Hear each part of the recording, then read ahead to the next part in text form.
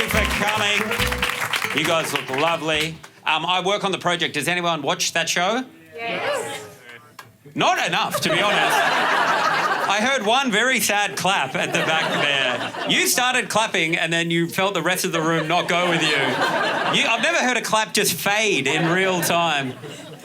Well, I respect it. Thank you. I do work on the project. It's an interesting thing to work on because it's a very famous show. Like, you could make an argument that it's the most famous show in the country, but I am not famous. See? Hear that? None of you rushed to my aid just then. None of you were like, actually, Sam, I think you'll find you're the most well-known guy around. No, but it's weird because everyone kind of knows my face, right? Because you see it in a gym or something, you know, just walking past. That's how people consume the show. And it's weird because people know my face, but they don't know where I'm from, and they're kind of confused about that. The other day I was on the street in Smith Street, and a guy from the other side of the road saw me, and he just goes, "Oi! The project!" He yelled it over a tram to get to me. He wanted me to know that much. Yelled it just from the other side of the street. And I was feeling pretty chuffed. I was on cloud nine. So I yelled back, "Thanks for watching, mate." And then he yelled back, "I don't." And I was like, well, you see how that's confusing for an individual like myself. I'm very excited to do this show. I love doing this show. It's about the things that I love in my life, the key points about the things that I love. Number one at the list, my favourite thing in the entire world, is my girlfriend. She's terrific. She's not here. She's actually running late for the show. And that's she texted me. She's like 5 minutes away. I'm like, I start in 2. So she's the best. So she's a small, angry Argentinian woman. That wasn't a joke, but thank you for laughing. So, do you guys know what they say about Argentinian women? No, okay, that actually was a genuine question. If anyone has any information,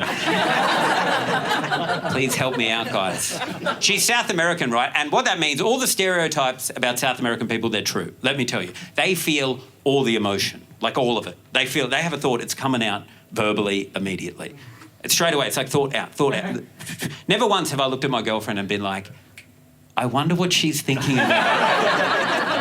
Right? There's no mystery. She just screams at it. She's like, I'm hungry. Just tells me. And it's hard for me, right? Because she feels all the emotion. She's South American, right? She feels it all. And then I'm, like I assume a lot of the people in here, I'm Australian. And as you guys would know, we feel nothing. Like, no, we don't do. We feel fucking nothing at all. We have a thought, we get sad, we lock it in for 80 years, we die. Like, that's what it means to be. That's what the Anzacs fought for, and our right to be mute. So what's hard, though, is that's the energy in our household. We live together, and she's feeling everything all at once, and I'm feeling nothing all the time.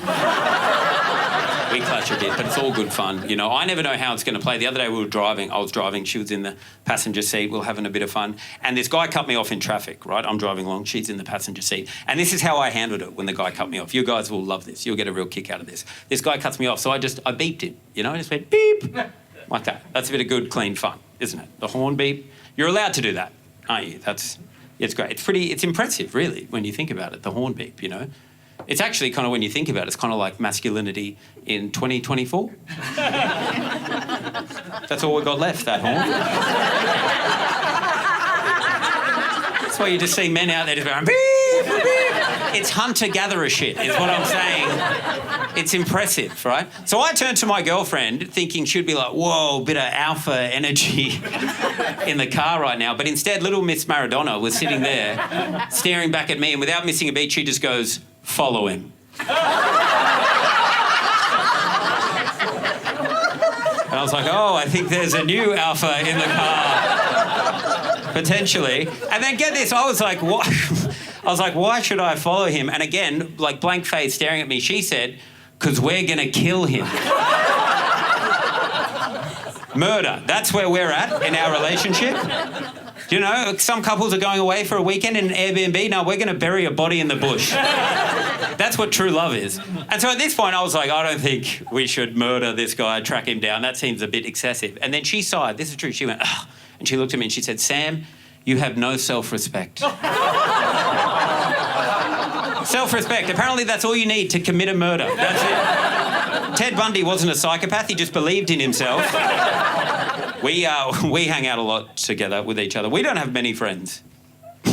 That's a weird thing to admit into a... We're like in our 30s, you know, they all just disappear, don't they, slowly? It's like you're the last ones at a party. They slowly just trail off. So we hang out a lot together, which is great. I love it. We play a lot of games together with each other. Often I don't know the games. Like, often I don't know we're in the game. But arguably that makes the game more exciting because you're like, fuck, what are the rules? What are we doing here? The other day we were watching TV. Often for work I have to watch movies, right? They send me movies when we're interviewing someone, and I had to watch the new Mission Impossible movie, right? So I was at home, I was watching that. My girlfriend walks into the room and she's like, what are you watching? And I was like, Mission Impossible. And she goes, I don't want to watch Mission Impossible. And I said, that's okay. What would you like to watch? And get this right, guys, get this. She suggested a Netflix documentary about the female orgasm.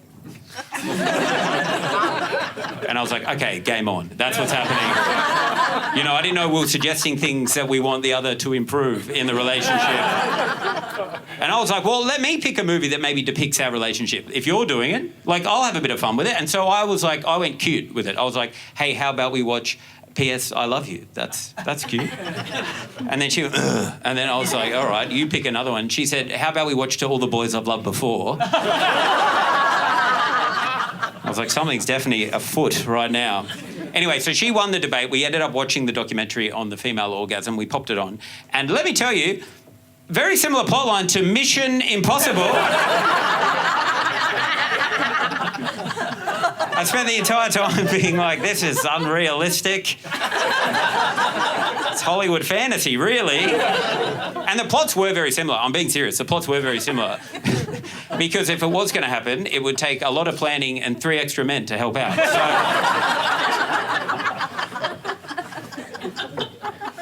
I don't know. Is she here yet? I have no idea. I don't know if she saw that one. I love being a comedian. That's the other thing I love doing. Love doing comedy. It's the best job in the world. Earlier this year, I was supposed to go to India. This is a crazy sentence I'm about to tell you. I was supposed to go to India for work. But I had to do, like, a visa, right? I don't know if you've ever tried to go to India before, but the work visas especially are very complex. There's a lot of paperwork. They're kind of sceptical. And on my visa thing for occupation, I wrote comedian. Because I am a comedian. And I sent that off to the Indian government. Next day, I get an email and they're like, hey, Sam, we noticed your visa is attached to a TV show called The Project. We think you're a journalist and you're lying to us about being a comedian. And I was like, well, obviously you didn't watch The Project. Because if you did, you'd know I'm definitely not a fucking journalist. I don't know why I'm on the show either. I'm just as confused as everyone else. So then they said this, and this was a curveball. They said, please show proof that you're a comedian. Proof. I didn't know. I was going to write a one-liner in the reply on Gmail, flick it back over. Fingers crossed that gets me through. They said, please attach proof. There was an attachment button, right? They said, please attach proof that you're a stand-up comedian. So this is true. Earlier this year, I sent the Indian government like 7 videos of me doing stand-up comedy. Some of my best stuff. I sent these guys. The Mission Impossible joke, it was there. I've sent them a full 1-hour comedy special. It's on Paramount Plus right now. I sent them a full 1-hour comedy special, 7 hours of stand-up comedy, and the Indian government cancelled my visa. I don't know if you've ever been heckled by a foreign government before, but that one takes a bit to bounce back from, let me tell you. 1.4 billion people being like, fucking no way, absolutely not. And all I can think about is that earlier this year there was a guy in India and his job that day was just to watch videos of my... They were like, don't worry about terrorism, brother. We've got something way worse for you to sift. And he watched 7 hours, a full working day, essentially, of my stand-up comedy. And at the end of it, he was like, no, this man's a fucking terrorist, for sure. Do not let him through. And now it was so embarrassing. I told all my friends, all 3 of them, that I was going to India. I'd just see them on the street. They're like, what happened? I'd have to be like, not funny enough. They'd get sad. It's not bad. And I don't know if you follow Indian politics closely, but Prime Minister Modi, people aren't happy with him. There's a lot of protests. People aren't happy about certain things he's doing. I think I'm going to join the protests. I've got a dog in the fight now. They'll be marching, being like, freedom of religion. I'll be like, also, is it a crime to have a laugh, Modi, huh? So I didn't get to go to India, but work came back with a counteroffer and they said, how would you like to go to the zoo?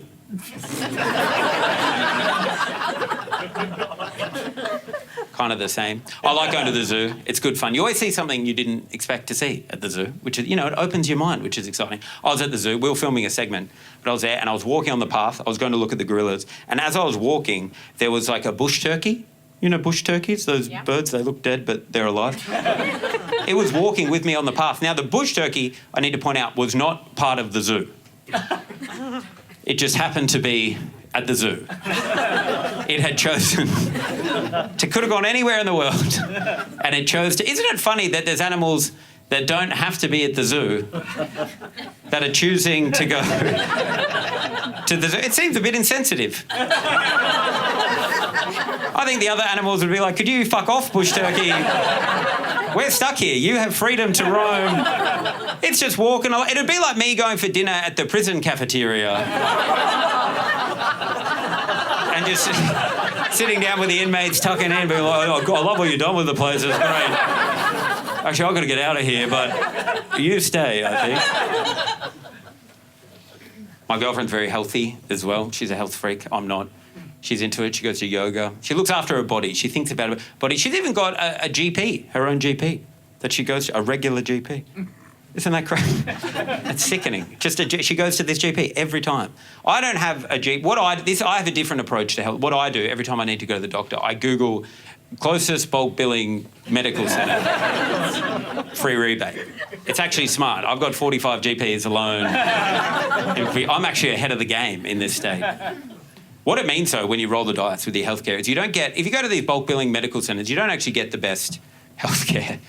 I don't know where these doctors come from, but they're there, and that's all that matters sometimes. I went in to see the doctor the other day, and as I walked into the consultation room. He's like, come in here, sir. And as I sat down on the desk, on his desk, my doctor had a half-drunk 2-litre bottle of Sunkist. And then he just proceeded to drink the Sunkist throughout our entire consultation. Have you ever been to the doctors worrying about their health? Because that's where I was like, we need to do a food diary here, champ.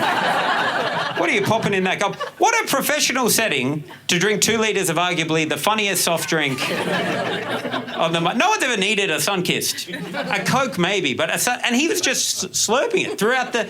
All I could think about, what is if he had to give me bad news whilst drinking 2 litres of orange soft drink? Just being like, I'm so sorry, Sam, you don't have long left. Shh. It's like, motherfucker, I don't think you have long left, to be honest. If that's how you're treating your body. And so I went in, right, because I had a sore throat. That's why I went to the doctor. I think I had like a virus or something. And I walked in, he's sipping on the Sunkist. And I didn't want to tell him at this point because, what's he going to prescribe? At this point, I think my medical knowledge is above his. I'll be like, I've got a sore throat. He'll be like, have a mouthful of whipped cream and a Red Bull, you'll be right.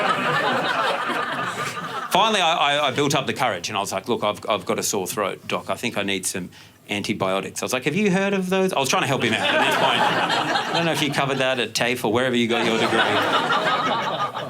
But I was like, I've got a sore throat. And my doctor heard this. He put the Sunkist down and he looked up at me, big smile on his face, right? My shitty doctor heard me say, I've got a sore throat. And he looked at me, big smile, and he goes, sore throat? What's the lucky fella's name?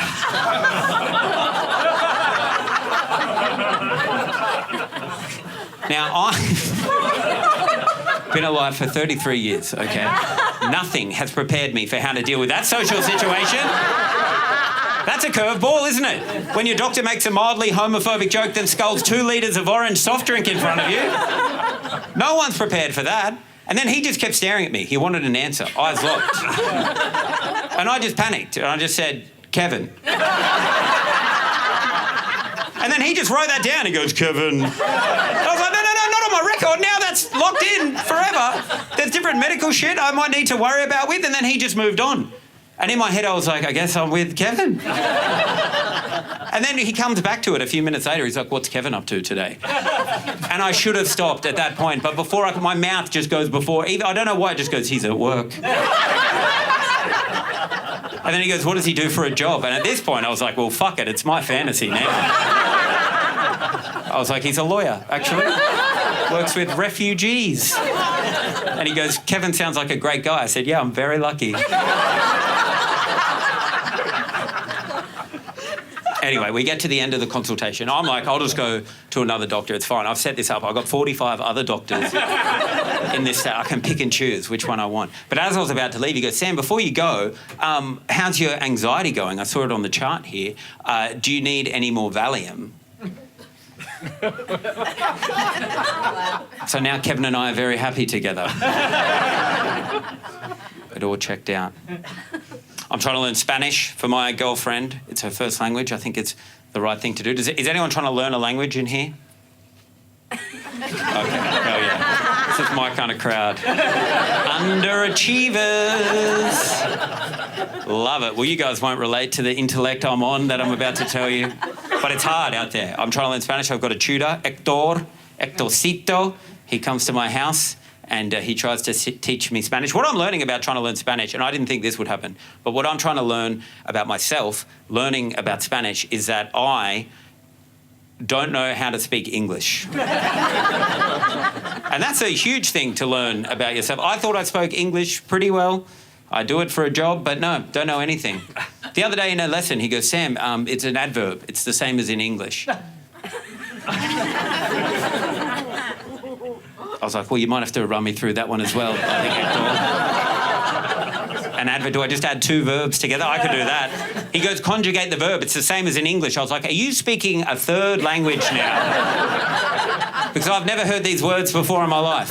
Now he's teaching me English and Spanish. We go back to back. We just knock them out together. I downloaded Duolingo the other day. He goes, you should get English as well, just to be safe. Wouldn't hurt running through from the start, I reckon.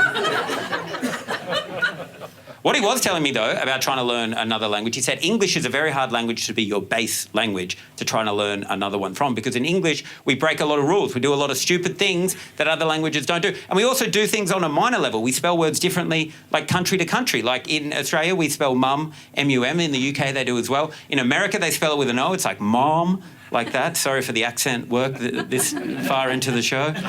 But there's a heap of different words they do like this. Pedophile is another one. They spell differently. So I didn't mean to yell I really lent on pedophile. No, but that's a word, weirdly, to bring it up, that's a word that I've never been able to spell properly. Like, they spell it differently in different countries. I always struggle to spell it. And I was thinking about this the other day after my Spanish lesson. And I was like, well, of all the words to not be able to spell, pedophile, pretty good one.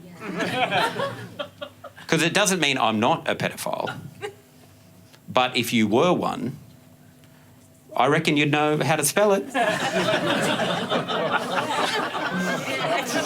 Don't worry, I'm not going to do a spelling test, guys. It's fine. Everyone relax. I'm just saying it's a quick test we could put to people. I'm coming to the table with a solution for this problem. But it is, like, it's a hard word to spell. And I think my theory checks out. Like, croquet is a very difficult word to spell. But if you were playing every weekend, I think it would autocorrect in your chat. Guys, it's a joke about spelling, okay? But what it means is I can't spell it. And I was thinking about this the other day, because what I do when I have to spell it, because I'm in a group chat with a bunch of other Australian men, and because of toxic masculinity, we call each other pedophiles a lot. It's not a great situation to be in, but I'm here. Don't blame me, blame society, okay? But because I can't spell it, what I have to do is I have to Google the word pedophile, and then I copy that and I put it into the group chat. I was thinking about this the other day. I reckon I've Googled the word pedophile 100 times this year. I'm on a government list now, for sure. ASIO have my name circled. They're like, we're dealing with an illiterate pedophile here. They're probably having meetings about me. They probably don't know what to do. They're probably like, we should send him back to school, but we can't. There's kids there. So now I've got to get the government off my back, you know? So now every day I wake up and I Google something different to change the algorithm. So they don't think that thing that I'm not about me. So every morning I wake up and I Google, I'm not a pedophile. And I think that should do it. Pedophiles are in the media. I'm still going on this. I I'm charging through. But pedophiles are in the media a lot. That's the first thing I noticed when I started working on the project. How often we have a story about pedophiles. And it's crazy. When the Epstein Island thing happened, when Jeffrey Epstein had that island with all these rich people and there was underage people there, we reported on that like every day. And my job on the show, I don't know if you watch, is to be funny. Sometimes the subject material is quite difficult for that. I had a meeting with my boss and he sat me down. He goes, Sam, have you got anything on this Epstein's Island stuff? And I was like, the pedophile island? I was like, I have nothing. What could I possibly have? And he goes, all right, well, see how you go. See how you go on national TV. The most high-risk, low-reward joke possible. And I had to think about it. It's tough. For about 4 days, I was trying to write jokes about it. It's tough. This is the best I came up with. Stephen Hawking was on the island, right? And also David Copperfield was on the island, right? And I was like, well, there could be comedy there. David Copperfield, he's a magician, right? This is my joke. I said, David, I bet you he wishes that island could disappear. See, it's fucking hard, all right? I'm a professional comedian. That's the best I could come up with.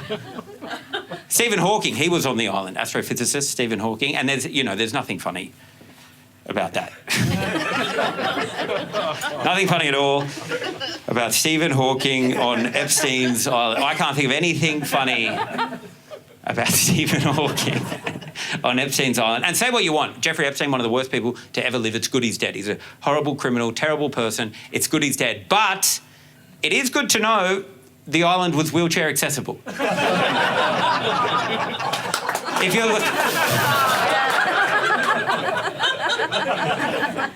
you're looking for a bright side on a otherwise horrific story, where the NDIS failed, Epstein excelled, is all I'm saying. There's some positives.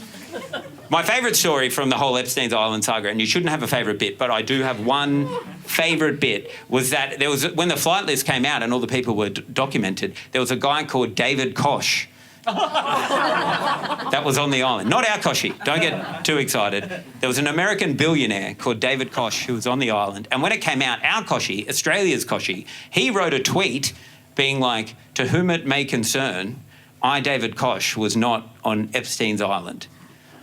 And I read that tweet and I was like, motherfucker, no one thought you were on the island. These are the world's billionaire elites. Do you think they're gathered around being like, guys, I've got a real treat for you. Do you watch Sunrise? This guy's going to talk to you about the Port Adelaide Football Club. Maybe that's where they found the cash cow. I don't know.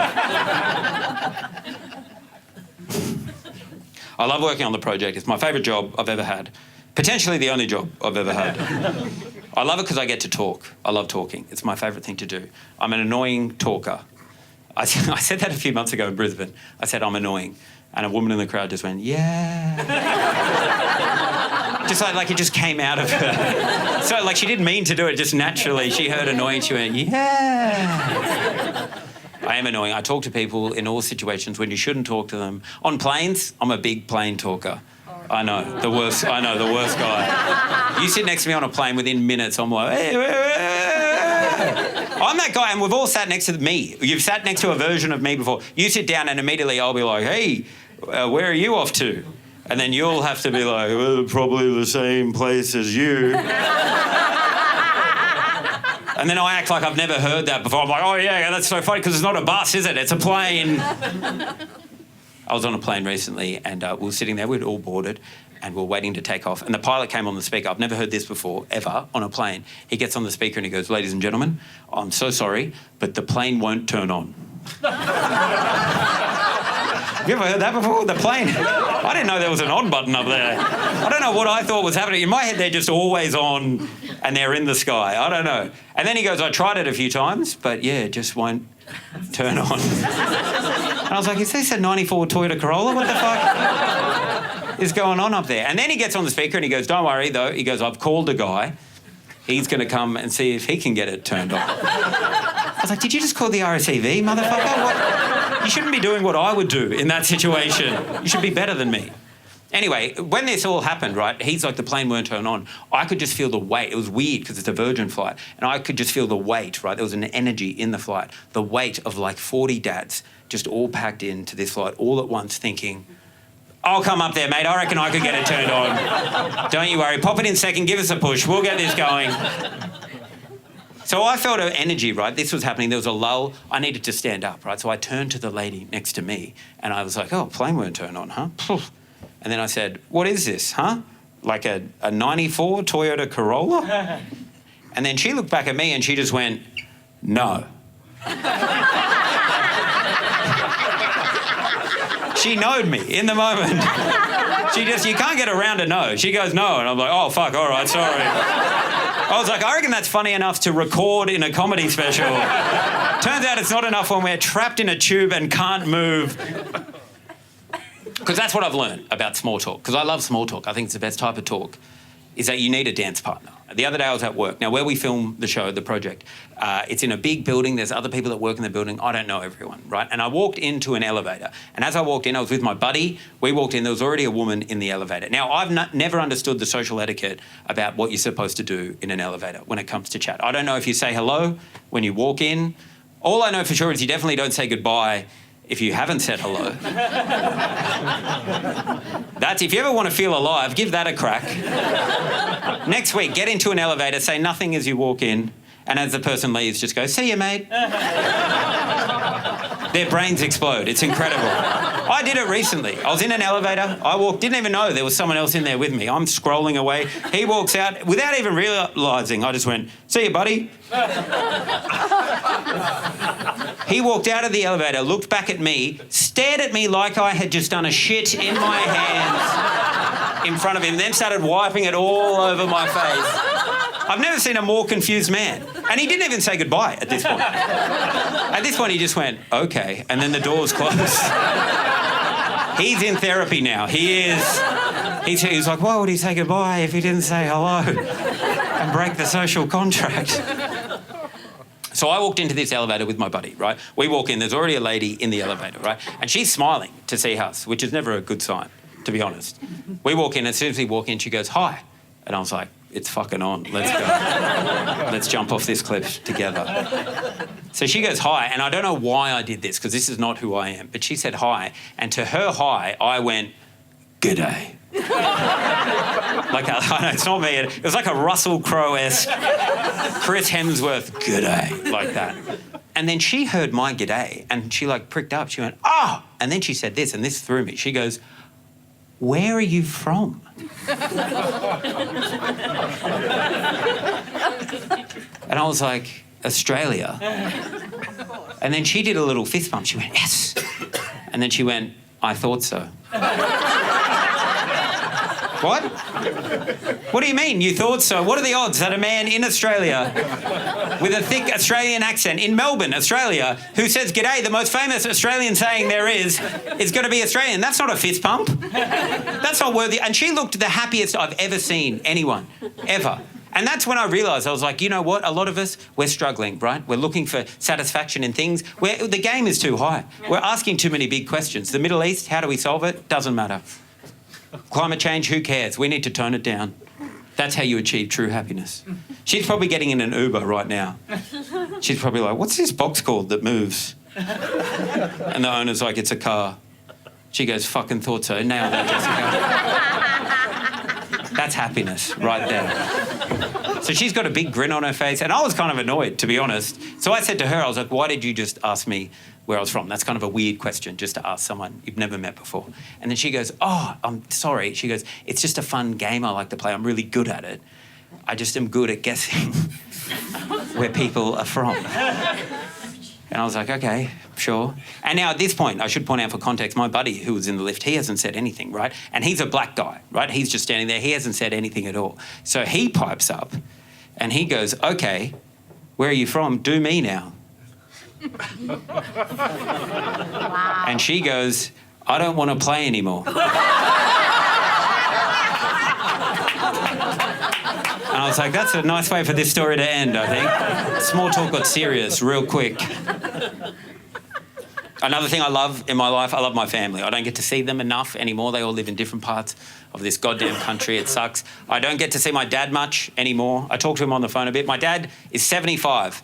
born in 1948. He's an old guy. He loves YouTube, just discovered YouTube. He's doing good. Old Australian men are obsessed with YouTube. They're having the best time of anyone on this planet, I think. They don't understand that there's an algorithm that curates the content for them. They just think YouTube is a website with woodworking documentaries and documentaries about World War II. That's what they think. The whole website. My dad will ring me. He's like, mate, have you seen this? It's unbelievable. I used to have magazines for this stuff. And I'll be like, they're stealing your data, cunt. That's what's happening. That's the transaction you've entered into.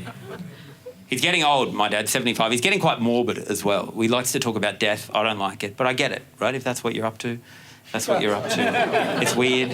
His favourite saying, and I hate this so much, his favourite saying to anything, whenever he buys something, he always goes, I hope that sees me out.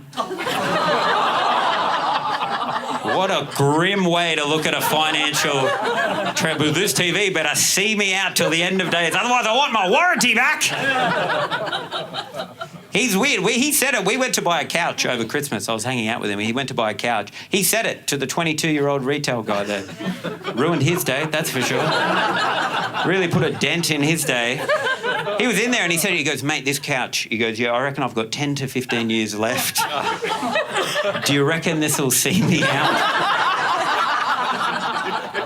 Have you ever looked in the eyes of a retail employee and just known that you're going to be gossip in the staff room later? Because that's where we were. That guy's going to burst in and be like, I just met the weirdest old man. And I think the weather guy from Sunrise. I can't tell who the other guy was, but they're a weird duo to be hanging out. He's morbid. My dad's a weird guy. He was a country musician. That's what he did for a job. And my mum was a naturopath. It was a very strange kind of household to grow up. What that means is that we were poor. That is what that means. There's no kind of way to get around. It also probably means that's why I'm a comedian.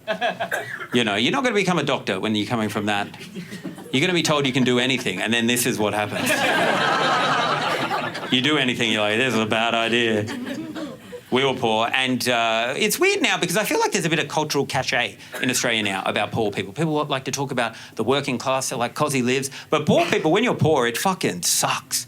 You know, rich people don't have that. Rich people have a different mindset. They don't kind of get together and have community around not having any money. They're just like, don't fucking touch my stuff. And that's the mindset they live their entire life through. My parents would tell me we were poor as well, which I always thought was weird. Like as an 8-year-old, they'd be like, Sam, we're very poor.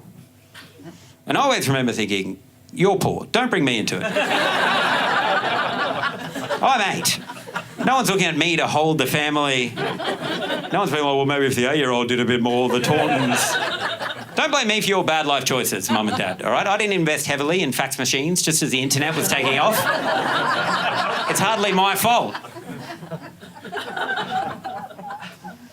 My dad, the only time I get to talk to my dad now is he rings me for 2 reasons, right? Number 1, tech support, loves it. Loves it. The other one, family gossip. That's the other one. Tech support's crazy. It's like he loves YouTube. The other day, he called me and said, hey, Sam, could you put YouTube on a USB for me? I was like, I don't think anyone can do that, Dad. That's a high-level question to ask. I think we're too mean to old people that can't use technology. I think and by we, I mean my stupid generation, millennials. We love it. We can't buy a house, so we're like, we're going to fucking tease them and make their... And it is fun, I get it, it is fun, but it's mean and we should... It is fun, right? You know, be like, did you see Auntie Jeanette tried to take a selfie? It's just her fucking chin. Like, that's some of the best fun you can ever have. But it's rude and we should stop.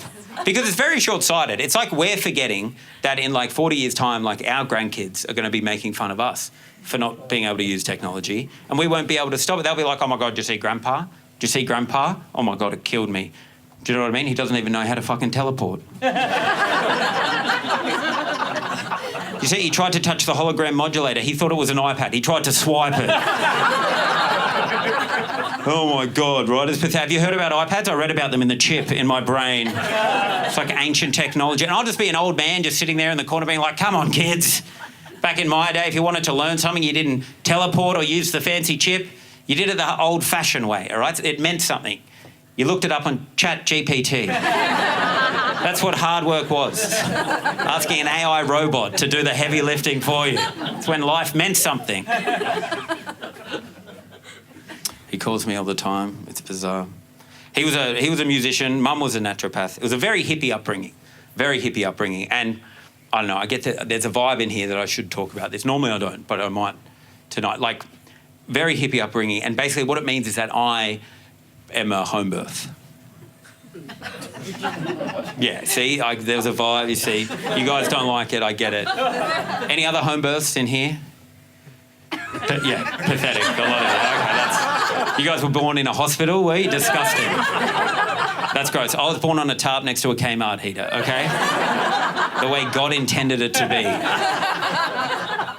See, there was weird tension there. People don't like it when I talk about being a home birth, and I don't know why. I think they get uneasy. And I've been trying to think about it. I think I've worked out why. I think it's because I don't look like a home birth.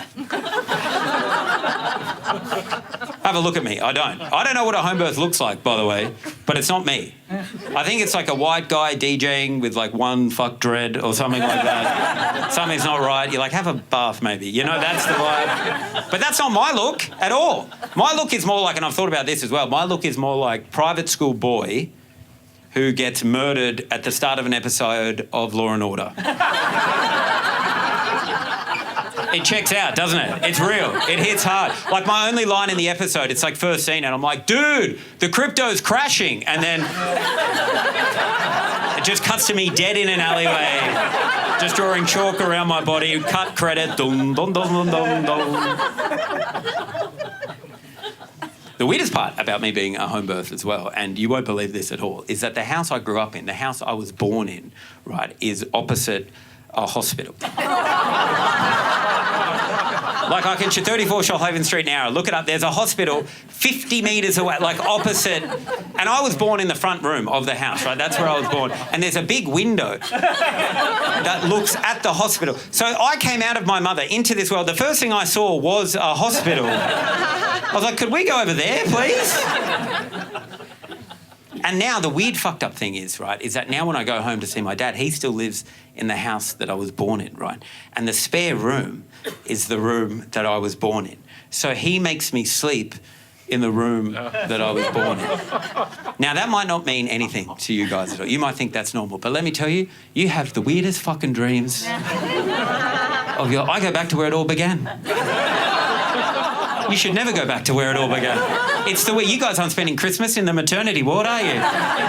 It's weird. And I lay in that bed and I'm like, I've travelled the world, guys. I haven't gone to India. But like, I get back in that bed, I'm like, you're going nowhere, Taunton. He calls me for family gossip and tech support. I got a call from him earlier this year, and it wasn't a fun call. It wasn't like YouTube on a USB. It was a weird call. He had to let me know our family dog had passed away, Millie, right? Now, I love this dog. We had a lot of dogs. We were poor growing up, so we had a lot of dogs. You know what I'm saying? We had a lot of dogs, and Millie was the last one, right? And she passed away, and it was very sad, and my dad called me to let me know, and he was very upset, and he's like, Sam, I'm so sorry. He's like, I've got to let you know Millie's passed away. And he sounded upset, and I was like, Dad, that's horrible. And I was like, was she comfortable, at least, in her final days? How was she doing? He goes, oh, mate. He goes, we had to put her down. He goes, I couldn't bear to watch it anymore. It was awful.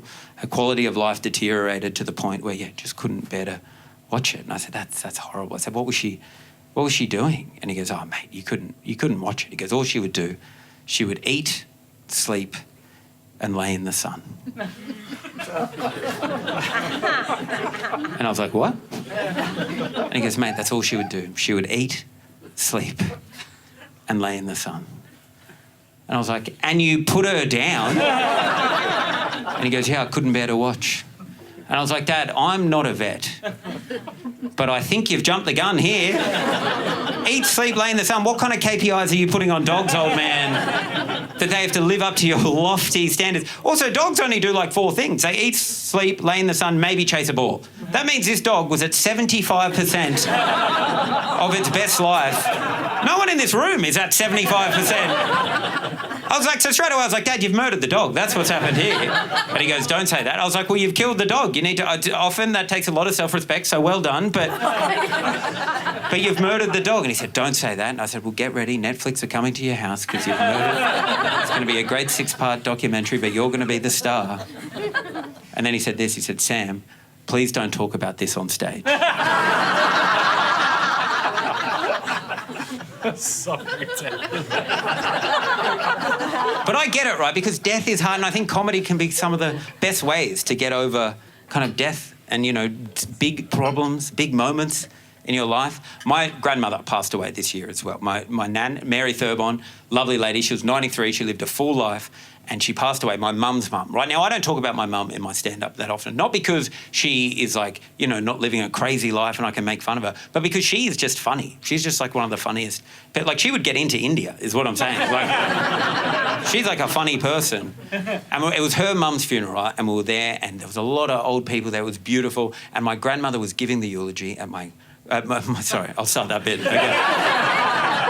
My grandmother, she didn't, I was very surprised to see her there, if I'm honest.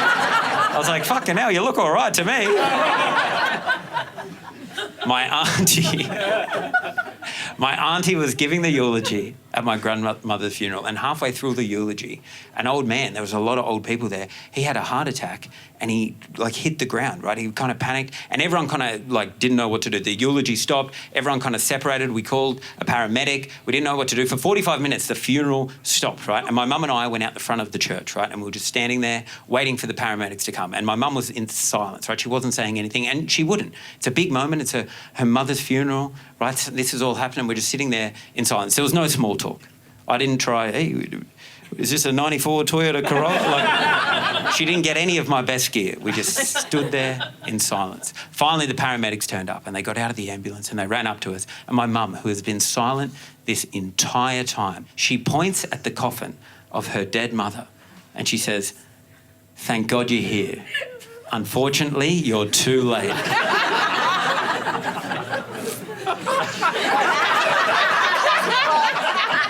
That's some cold-ass comedy, Catherine. Isn't it? That's the edgiest joke you could make in that situation. It is. And I'm a comedian. The only thing edgier you could do would be to go up to the guy who had the heart attack and be like, "Hey, mate, 2 for 1 on the venue, maybe. We booked it. You finish it off, maybe." But I was hanging with my dad over Christmas, and it was great. I don't get to see him that often, right? Because he's 75. He kind of lives there, and Millie had just passed away, and it was just me and him. It was great. Kevin, he was with his family. So it was just us, just hanging out, right? And it was great because I don't get to spend time with him anymore, so I really enjoyed it, and we just started hanging out. Millie had passed away, so it was just us two. And I couldn't help but find myself, and I didn't want to do this, but I just kind of found myself monitoring his movements. You know, just like seeing what he gets up to during the day. And he doesn't do much. You know, he's an old guy. He's 75, you know. He eats a lot, that's for sure. We shared a few meals together. That's definitely something we did. He sleeps as well. He's a big 8 hours a night type of guy, this fella, you know, loves it, sleeps in. And because he's retired, he just spends most of the day just sitting in the sunroom.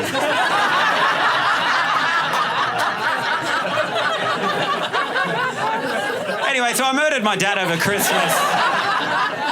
But it's just good to know the couch saw him out.